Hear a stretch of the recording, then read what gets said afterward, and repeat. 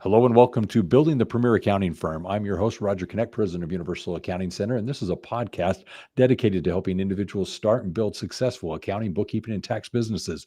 It's here that we focus on the things that matter. Why? Because running a business is something that you have to do intentionally. And so we focus on things ranging from marketing, selling, pricing, onboarding clients, tech stacks, staff training. We're talking about client retention, mental health, and so much more. Join us each and every week as we listen to the experts and figure out what it is we can be doing to work on our business. Today's going to be a wonderful conversation. I've got Scott Maderer. He happens to be someone that I believe we all should consider listening to. Scott and his wife, Carrie, actually started a ministry, which later became a business, which is now called Inspired Stewardship. It's basically a business that was started to help business owners serve basically Christian men and couples who are struggling to live their lives in their calling. They work to help align the way you use your time, your talent, and your treasures so that you can identify and live a fully automatic life that allows you to authentically live your calling, serve others, and provide for your family. As a certified human behavior senior consultant and members of the John Maxwell team, they focus on helping you understand yourself, understand others, and through that understanding, build the kingdom. In 2017, they took their business full-time, offering assistance through one-on-one coaching, speaking, and workshops. He has a book called Inspired Living, Assemble the Puzzle of Your Calling by Mastering You, Your Timeline, Your Talent, and Your Treasures. And it was published by Morgan James back in July of 2024. So, Scott, welcome to the show. Absolutely. Thanks so much for having me, Roger. I'm really happy to be here. Yeah, one of the things that I find a lot of people are drawn to, and I think this is something that clearly is part of your story, is in your life, there's a lot of fog and ambiguity as to what it is that we should be doing. And then there's that moment where I think you all of a sudden get clarity as to your purpose or what someone may call their calling.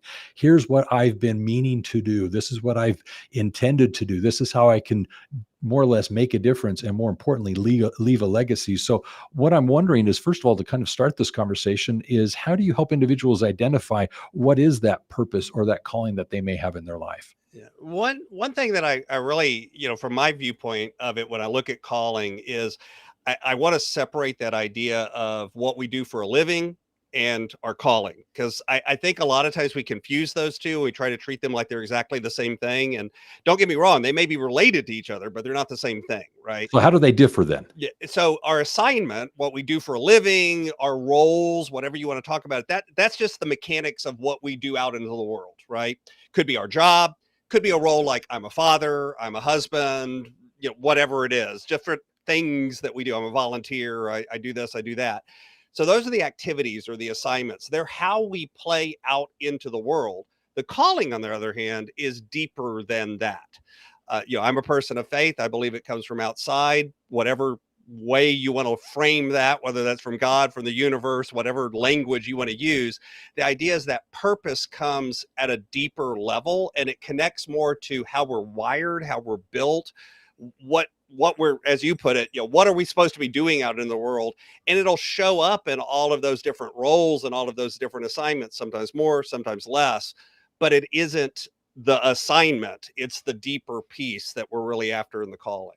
I'm loving how you're describing this, because I'd have to agree with you. One of the things that I think is so important, and you hear people, especially when they're younger, kind of referring to this, and it's finding themselves. It's finding what is that inner core that drives them to make the decisions that they're making in their daily lives as they interact with other people. How do they show up for someone else?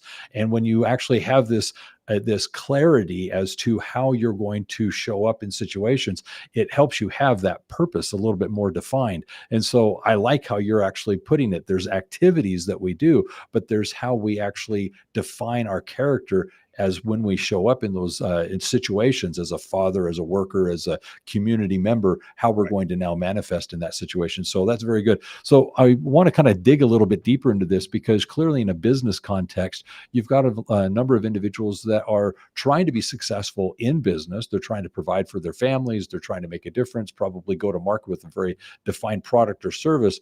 But at the end of the day, they need to have this core definition, I feel, as to how they're going to come and manifest in those situations. So how do you help someone find that inner core and define it for themselves? So a lot of it, first off, recognizing that finding these things is kind of, it's a journey as much as it is a destination. Yeah, we have breakthrough moments sometimes where we hit upon something. It's like, wow, that really clicked, that really gave me energy. I need to do more of that. But even there, we kind of begin to discover our calling through the feedback we get from others, through the interactions we have, through finding, what is it that gives us energy. So as an example, one of the activities that I share with folks is kind of looking backwards, where you sit down and you just begin to brainstorm about everything you've done in your life. And I don't just mean jobs, I mean everything. Went to summer camp, had this relationship, as Yeah. much stuff as you can produce, and begin then just 2 columns. What did I love about it? What gave me energy? What was good about it? What did I not like about it? What took energy away? What was not something that I enjoyed from it? And then as you do that and brainstorm, and I've had folks sometimes produce pages, when they sit down and do this activity, begin to look for the patterns, begin to look for the things that show up over and over again in the love column, and begin to look for the things that show up over and over again in the not love column.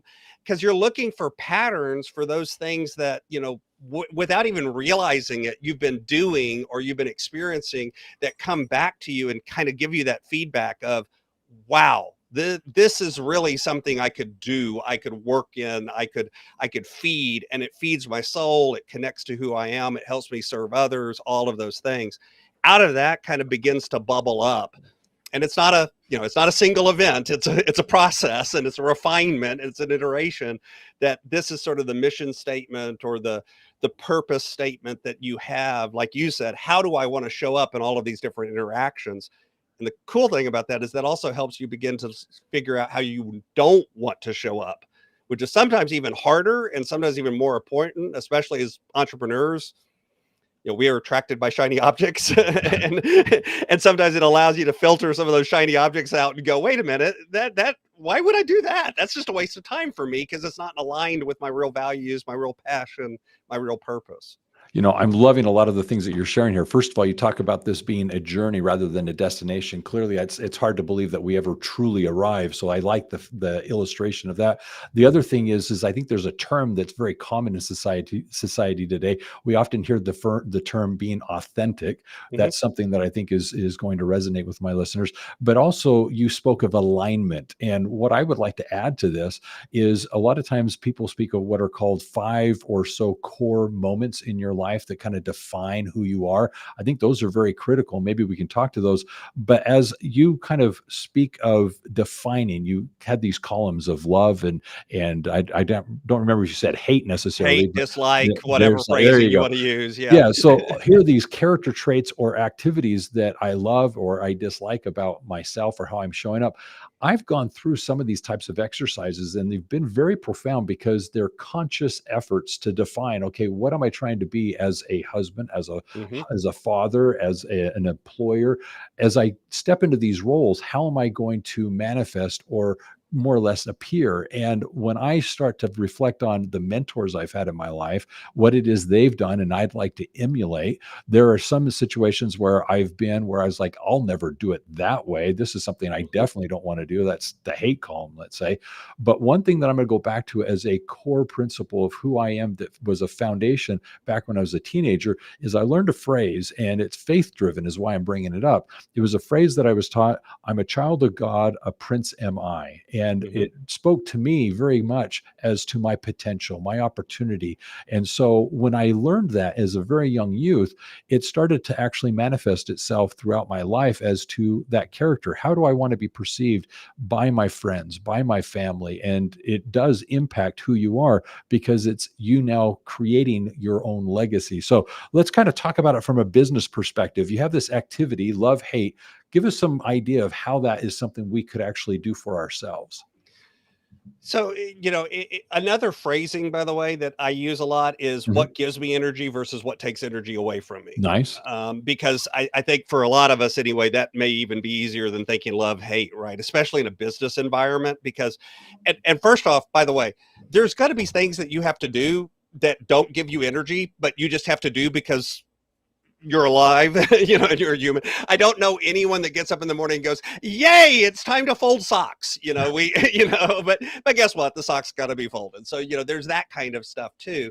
So it's not about finding only the things in my life that give me energy, but as you put, it's about intentionally crafting that message, that narrative, that refinement, so that as you begin to do more of that and say no to things that aren't in that bucket, Mhm.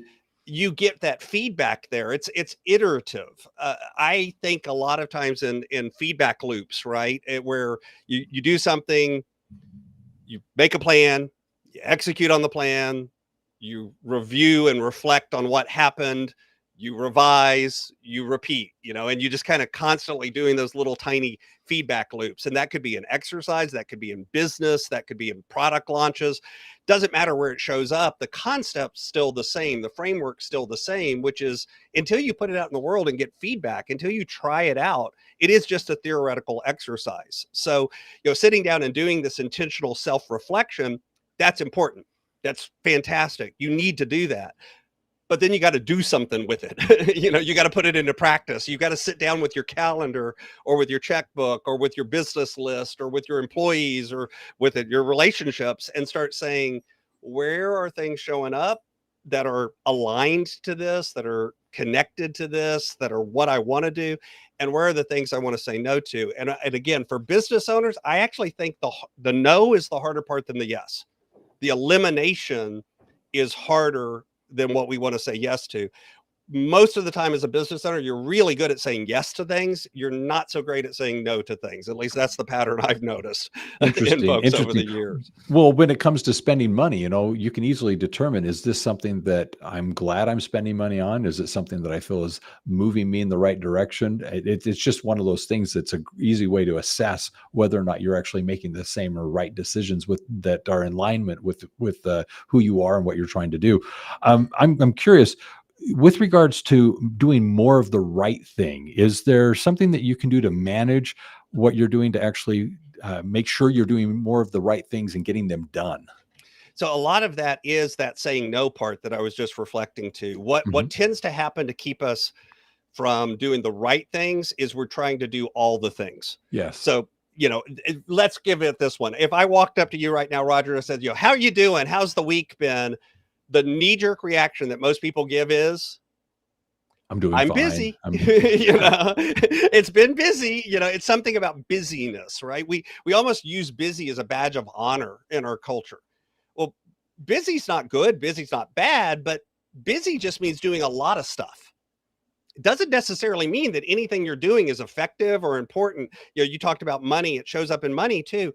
A lot of times people come in and, like, for instance, if you sit down and do an audit of your money, how many people, and you're talking to people that do accounting and bookkeeping and that kind of work, you see this, you're talking to the business owner and they've been paying for a subscription for 3 years that they haven't used for 2.5.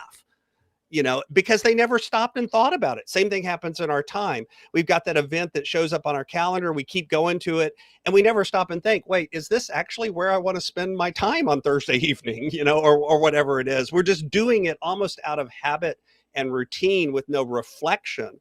And so the exercise, the activity is that reflection and revision. It's sitting down and doing a time audit. That could be sitting down and writing down everything that you're doing, or set an alarm on your watch that goes off every 30 minutes. And every 30 minutes, just kind of make a little note. This is what I did the last 30 minutes. You don't have to write a dissertation, just, capture it. Yeah. And then go back and look at that and go, wait a minute, I'm spending how many hours a day doing fill in the blank?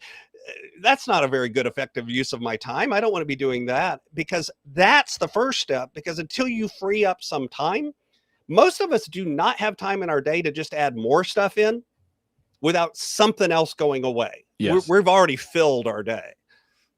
Well, there's two things that you've brought up that I really feel need attention. One is time management, and the other is financial management. And with this whole idea of purpose and having intent in all the things that we're doing, I think it's great on a weekly basis to reflect on, how did I spend my last week? And more importantly, how am I planning to spend the coming week? And then in addition to, I do it on a monthly basis, assess basically the expenses, look at the credit card statement and so forth, and figure out, okay, where am I spending not just my time, but now my money? And is it in alignment with who I'm trying to be? And oftentimes it will reveal things that I'm either not utilizing, that are a waste of money, or more importantly, frivolous things that aren't really helping me achieve what I want. I'll give you a point as an example. I'm right now on a health kick. I'm trying to actually get back healthy. There's a number of reasons for that, some of which are more motivating than others. But regardless, I'm trying to be more healthy. Well, when I look at my expenses and I see that I ate out a little bit more than I realized I was, or maybe had a dessert here that I didn't need, a shake or something,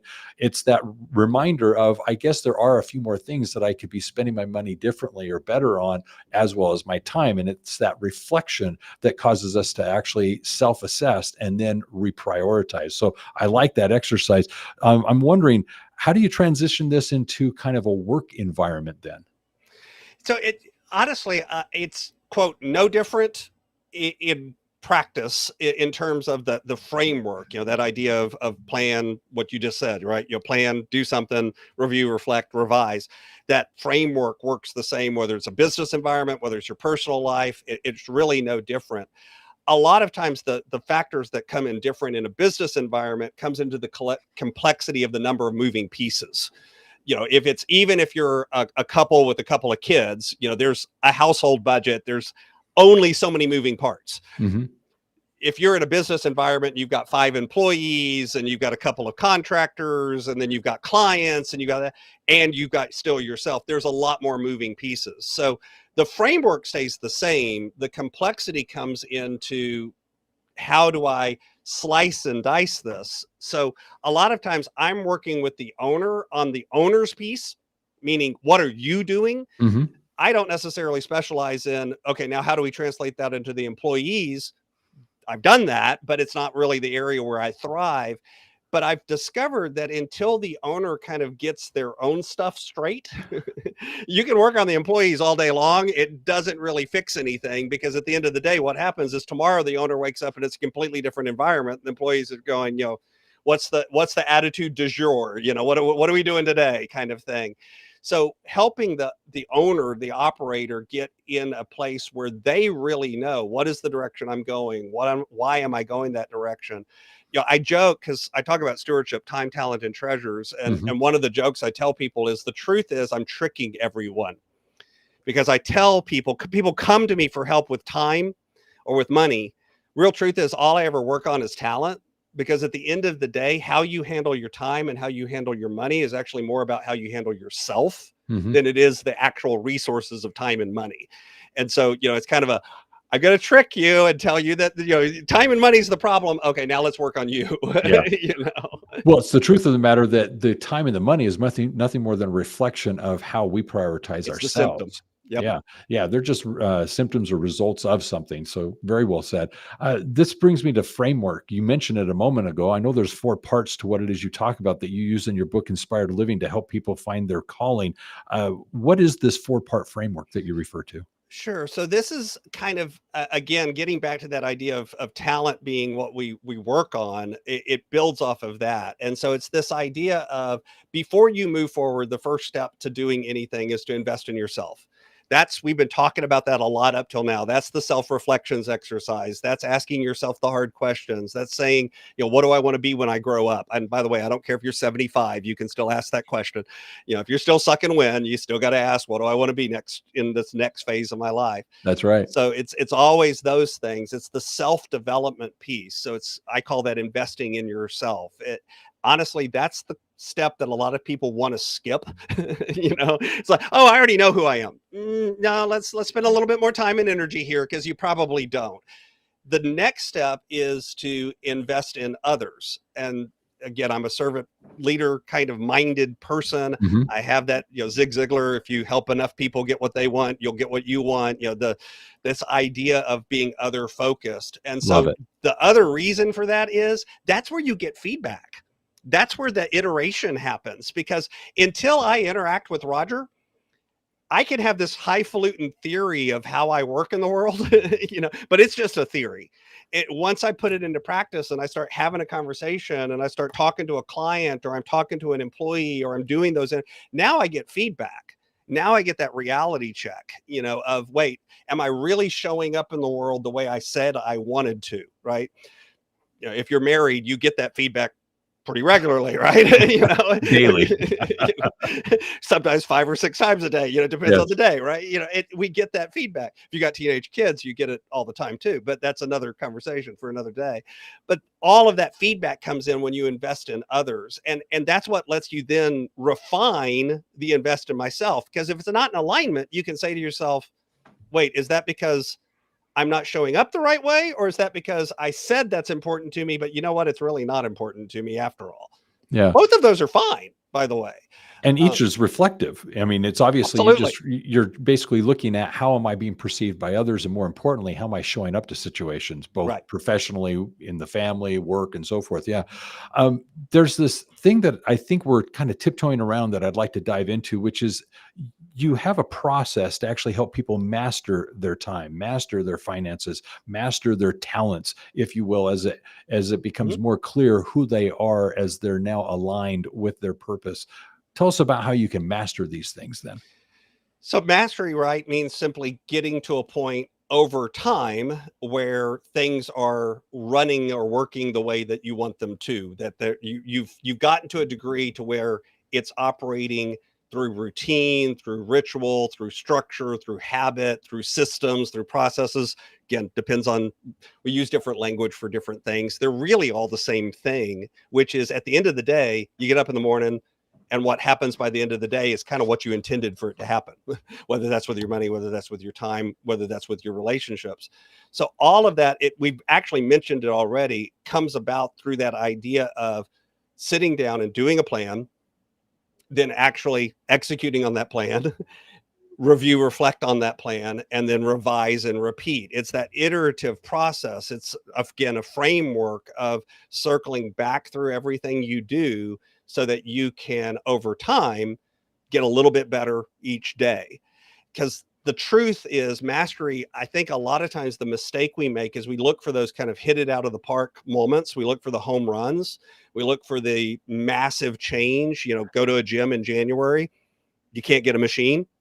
Go to a gym in March, ain't no problem getting a machine. They're wide open because everyone's looking for that fast fix, the easy button. And the truth is, the real mastery comes about by just getting that 1% better, or that 0.1% better, or that 10% better a little bit every day over time.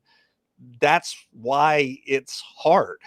If we could do it with an easy button, we all would have done it already. Nobody would be financially struggling. Nobody would be worried about their time management. Nobody would be dealing with anything. We all would have hit the button and we all would have fixed it. So it is that iterative process that leads to the mastery over time. I would like to add to this part of the conversation simply because I think this is so essential to success. And I believe it on both a personal and a professional level. And it's the idea of habits. You create Yep. good habits. You create then a process, a system that then allows you to naturally go about moving towards what you're intending to do. If you want to see yourself and be seen by others as a healthy person, then you consistently eat and do things that are healthy in nature. These things are then habitual. There's a great book, Atomic Habits, that I think addresses, as you were describing, these incremental 1% changes that as you at the atomic, the subatomic level, start to manipulate your daily routine, just putting in these little things like I will always do X, Y, or Z, then you're perpetuating this idea of who you are, and the habits themselves will define that. So I love what you're describing there. So this gives me a moment to pause here because I want to reflect now back on your journey. I'm curious. Clearly, you and your wife started this first as a ministry, then as a business where you're coaching now business leaders and so forth. What was your calling? What was it that got you to the point where you realized this is something that not only you needed to do, but to give back and actually identify processes or systems that you could then teach others? Where did that begin or start? Honestly, my mom's joke is, you've been a coach since you were like 8 years old, son. She recognizes that in me before I ever recognized that in me, right? She reflects back to me now, because I was always that kid that others sought out for help and advice. And I, of course, when I was dating, that was horrible because I was always the friend, not the boyfriend, right? Yeah, That yeah. kind of thing, because I was that kid. I was that person that people kind of leaned on for help and advice. I actually was going to do medical research. I trained to do that, pivoted from that, became a school teacher. Again, what am I doing? I'm working with students, but I always had that framework and that mindset of, I don't want to stand up at the front of the room and lecture for 2.5 hours. That I don't enjoy that. The kids don't enjoy that. It's not fun for anybody. So how can I do this in a way that's more coachy, more, interactive, more go back and forth? I went into the corporate world. I became an executive in a educational testing company. So I moved myself up to, fairly senior position. But now what am I doing? I'm teaching and training other leaders in the company. Again, the exact same thing, so looking backwards, I see these nuggets that were connected to this idea of lifting people up, this idea of developing people. And, that's where the skills and the knowledge and the other things came from. Is I joke and tell people that my book took me 35 years to write, because most of the stuff that's in there is stuff that I started even back as an educator, but then over the years it's changed, it's tweaked, it's refined, it's different today than it was then, but it's really the same ideas. It's not like it's totally new. It's that refinement that I think makes it valuable, but it kept showing up over and over again. My wife and I went through our own journey with financial problems. We actually almost got divorced because of it. I was actually suicidal because of finances. By the way, that's the number one cause of male suicide, is financial problems. So it shows up a lot. And what happened is folks began to look at us and go, man, y'all managed to turn this around. Y'all got completely out of debt. You've really changed your life. Can we do that? And it's like, well, yeah, absolutely. You could do that. Here, let us help you. And that's where the ministry came about. And we started doing that as a ministry. And then I discovered that everything I was teaching about money, people would then start asking me about time. And it's like, well, it's actually the same framework. It's really not, it's different, but it's not different at the same time. I can help you with that. And then that grew into where people started saying, no, let us pay you to do this. And it kind of naturally became a business, and we did it part-time and then transitioned to full-time and made that leap back in 2017. And, now I've worked with clients in 16 countries and done the whole kit and caboodle. And, I love what I do because it's even more aligned. I don't know that this is the end of the journey, but it's still more aligned today than what it was, 6 years ago or 7 years ago or 10 years ago. Very good. I can actually relate personally to what it is you're sharing, because like you, I've gone through these various transitions and experiences in life. And one of the things that really resonated with me was Maslow's hierarchy of need. And the pinnacle of that is self-actualization. It's where you actually identify, I'm clear as to who I am and what I do in various situations. And that clarity is what I think a lot of people lack. And so, like you were mentioning, people kind of are drawn to you to say, well, how do you do this? Why do you do this? Can you help me get my life in order, for example? And that's where at that high pinnacle, or the pinnacle of the Maslow's hierarchy of needs, that you start to realize that you have a legacy that you can now distill to others. And like you've experienced, people come to you saying, can you show me, teach me, help me? And all of a sudden you've got this thing where more or less you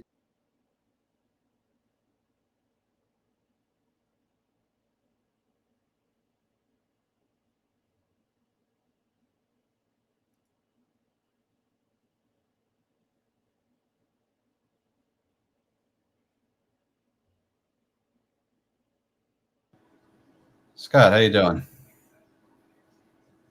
I'm doing okay. Yeah, We lost Roger.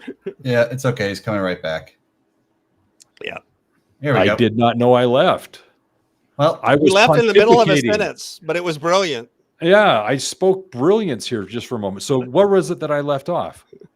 You were talking about people reaching out to you or for help. That Yeah. part. Well, what I was sharing is I can relate to what it is you're explaining, because in Maslow's hierarchy of needs, and I might repeat myself a little bit here, but Maslow's hierarchy of needs, when you get to self-actualization, you start to understand that as you look around, people are inspired by who you are, and they're interested in how not only you got there, but what were the processes that you actually used to become who you are. And that legacy that you now have, you can impart to others. And so, like you were describing, people are interested in the processes, the systems, the way you make decisions, decisions. Well, as you start to impart that information, you become naturally an advisor. And it really stems from a lot of listening, but more importantly, the ability to articulate well how you make decisions, how you handle situations. And what I'm hearing you describe is something that I'm familiar with, which is in the business coaching sphere. If you can actually create processes or systems that are duplicatable where people can follow them and get predictable results, they're willing to not only pay, but obviously follow and implement these things. And that's one of the things that I believe resonates with people is that process. So that brings me to the question I was going to ask, which was regarding your book. It's one thing to start the business. It's one thing to identify systems that you can impart to others, but it's another to say, I'm going to now write a book. What took you to writing a book? So I actually I tell people I didn't write a book, I spoke a book, and then had it written. Okay. So what I mean by that is I am an auditory processor, right? I think through ideas and process them by talking about them, which is why back in 2018 I started a podcast, because I was like, people were like, you've got to write stuff, and I'm like, I don't want to do that. But I'll talk stuff. I can do that, And of course, nowadays, right? What do? You can turn spoken stuff into written stuff very easily with the press of a button. So over time, I began to think through and process, and I had other people come on and begin to, challenge my ideas and talk through with other experts, and begin to refine what I struggled with, myself, and what I'd worked to impart to others formally and informally over the years, to say exactly what you're talking about. What parts of this are just, it was a fluke, it was luck, it was whatever. And what parts of this are actually systems or processes or frameworks that apply, if not all the time, at least the vast majority of the time. I have a hard time with absolutes. So there's probably an exception out there to anything. So I kind of, let's not go to 100%.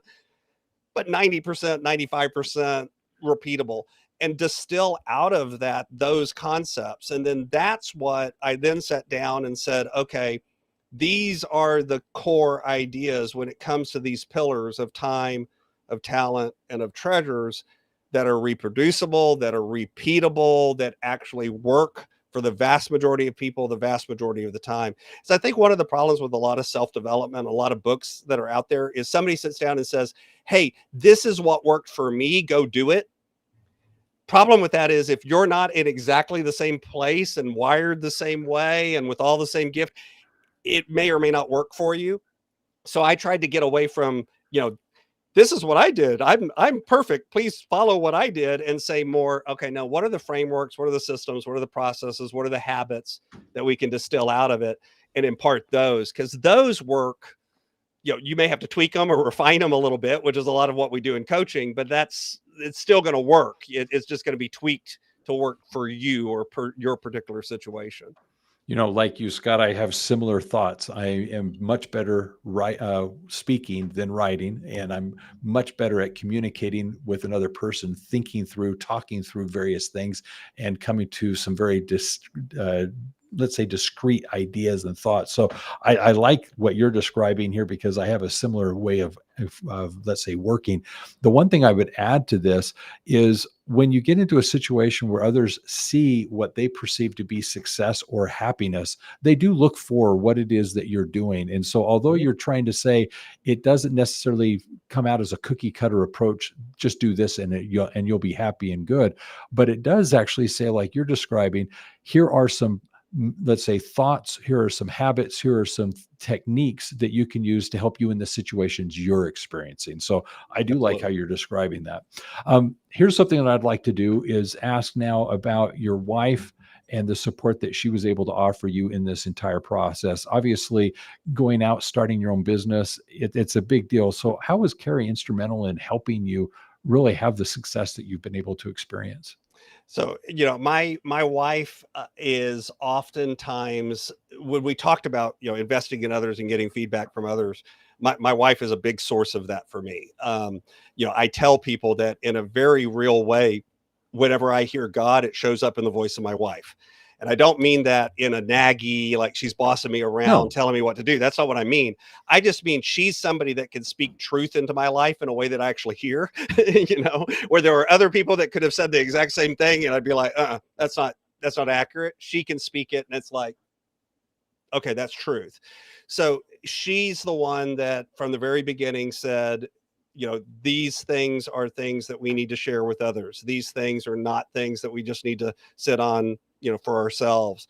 She's the one, when I was in the corporate job and I'm working long hours, she's like, I know that, but you still got to start this business on the side. I know it's going to mean I'm going to see you a little less. I know we're going to spend some time doing that. And she's worked behind the scenes. She doesn't necessarily show up on the podcast. She doesn't like to do that. That's not her gifting, but she does, she's the one that lets me do that. If that makes sense, because she does all the other stuff that has to get done so that I can show up on a podcast and speak to Roger. So she does that without ever really stopping to look at it. So it's why, I describe the business as our business. This is not my business. This is our business, because without her, I wouldn't be able to do it. Very well said. One of the things that I really appreciate about the spouse component to all this is the fact that even though they may be critiquing us in situations, that critique comes from very often, I believe, love, and more importantly, from the context of a lifespan. It's not a situational feedback where somebody that is perhaps a friend or an acquaintance coming in and giving you advice. That's wonderful. They have a perspective that they're offering. But when a spouse is able to come in, they've got years worth of context that they can bring to that same critique, and they're able to give it to you with love, hopefully, that you're now able to see, okay, this is definitely somebody, of all the voices that I'm hearing, someone I should be listening to. So I appreciate you sharing that. With it regarding your faith, clearly we started with faith. I'd like to just kind of bring this in here at the last minute. How has faith been instrumental in helping you with your business? How does it play into the business world? So, my walk, my Christian walk has been, like a lot of us, what I would consider really bumpy. I was raised in the church. I was brought up that way, baptized, and all of those things. And then I literally left the church because of some experiences that I had with people in the church. I still pray that prayer sometimes, Lord, please save me from your people. Because, I still loved God. I still loved that idea, but I just couldn't participate. I couldn't do some of the things. And so I had left, and I labeled myself an atheist. The truth is I was an agnostic, because I was still studying a lot of that. So an atheist is someone who doesn't believe in God. An agnostic is somebody who just isn't sure. It's kind of more on that doubting journey. And I'm still doing a lot of that work and visiting people in churches and studying and doing all of that. And over time, what I finally kind of came to the realization of is, none of us are perfect people. I'm certainly not. If I found the church out there that only let perfect people in, they wouldn't let me in anyway. So why bother? I'm not going to find that anyway. What am I doing? And so eventually my wife and I kind of returned to the church, and it was part of when we went through the divorce and, me being suicidal and all of that. Part of that journey was reopening myself up to the idea of my faith and my spirituality, and this component of my life is important to me. It is part of my identity. It's part of that self-reflection of, you're denying this, but yet it's really core to who you are. And so from that, I went kind of back into, we do attend a church now. We're actually very involved in the church now, but it really wasn't so much about, quote, the church, as it was about that journey of rediscovering myself and rediscovering the relationship that I had with God, and being open to that, the fact that meant, if that's truly important to me, then it needs to show up in my life and what I do and what I say, and how I play that out. I love that. And I appreciate you sharing it, because one of the things that I've also experienced is you go through in life faith journeys, and whether it becomes that of a journey of an atheist, an agnostic, somewhere along the line, I think what happens is you find that you have to come to peace with something. And in your case, obviously the faith became very important, and you're now actively involved. And I appreciate that, because from a community standpoint, I think people who are engaged with other people within the community, it makes makes the community that much better. So having served myself in with the youth ministries, I find that that's very rewarding. I now have young men that I was involved with that are now married and starting their lives and in their early 20s, and it's fascinating to see what they've been able to accomplish, and to think that I was just a small part of that journey while they were in those formative teen years. That's something that I think is powerful, and I don't share that in order to draw attention to me. I share that to inspire others to get out there and get involved and participate in your communities, and perhaps in an organized religion format, simply because of the fact that I feel it is very rewarding. So thank you for sharing. One of the things I'd like to end with is gratitude. What's something that you're grateful for?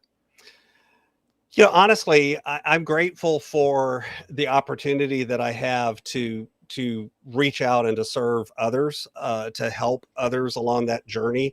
And I don't just mean that in the business environment. I mean it, in other environments too. I serve on nonprofit boards and I do other work like that. And as you just said, that's not because I want to sit there and go, oh, it's about me, look how great I am. But it's finding those places where I'm authentically drawn to lift up and serve others. I always walk away from those situations more blessed and more grateful for that opportunity. So as an example, I'm going down after we get off this call to help start setting up for some food ministry work that we're doing. Just the little things like that are really the opportunities that I look back at the end of the day and go, that's it. I'm blessed by doing that. I love it. I love it. And blessed is right. So here's what I'm going to do. I'm going to wrap this up a little bit and kind of bring some closure to this. First thing I want to do is actually invite our listeners. There is something here, Scott, that is made available in the episode description. We're going to provide some information regarding free resources that he has to actually help you apply these principles in your life. So definitely go to the episode description and find there the information that he has, as well as visit him at his website. There you'll find information regarding his work and what it is he's doing to actually help basically business owners like ourselves find more purpose and be more authentic, and most importantly, take advantage of the time and the talents we have and put them towards very good purposes. So with that being said, I want you to check out the episode description. In addition to that, I'd like to contribute a few things that I have also there in the episode descriptions, one of which is a book called Your Strategic Accountant. It truly is a way that you can actually step up as an accounting professional and best serve your clients.